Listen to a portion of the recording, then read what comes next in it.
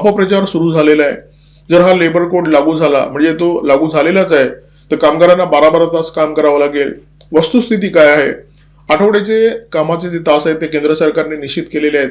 48 तास कामगाराला काम करावं लागेल. जर त्याने 12 तास काम केलं तर त्याला आठवड्यामध्ये फक्त 4 दिवस काम करावं लागेल. 3 दिवसाची त्याला सुट्टी मिळेल. जर त्याने 8 तास काम केलं तर त्याला आठवड्याचे 6 दिवस काम करावं लागेल. कामाचे तास तेवढेच आहेत तरी सुद्धा अपप्रचार सुरू आहे.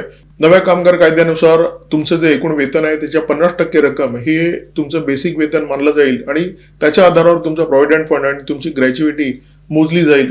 म्हणजे तुम्हाला दर महिन्याला जो पगार मिळतो तो कमी होणार आहे, परंतु तुम्हाला निवृत्तीनंतर जी काही रक्कम मिळते त्या रकमेमध्ये वाढ होणार आहे. ओव्हरटाईमची जी रक्कम आहे ती तुमच्या रोजच्या वेतनाच्या दुप्पट असेल. पूर्वी तुम्ही एखाद्या कंपनीमध्ये 5 वर्ष काम केल्यानंतर तुम्हाला ग्रॅच्युइटी मिळायची, आता ही रक्कम तुम्हाला 1 वर्षाने मिळू शकणार आहे. महिलांना रात्रपाळीला काम करण्याची सुविधा या नव्या कामगार कोडने दिलेली आहे. म्हणजे जेंडर इक्वॅलिटी, पुरुष आणि महिला समान आहेत आणि त्यांचं वेतन सुद्धा समान आहे. लेबर कोड नुसार तुम्हाला नियुक्तीनंतर नियुक्ती पत्र देणं सक्तीचं केलं जाणार आहे. एकदा तुमची कामगार म्हणून नोंद झाली तर कामगार म्हणून तुम्हाला ज्या सगळ्या सुविधा मिळतात त्या सुविधा तुम्हाला मिळणं शक्य व्हावं म्हणून ही तरतूद करण्यात आलेली आहे.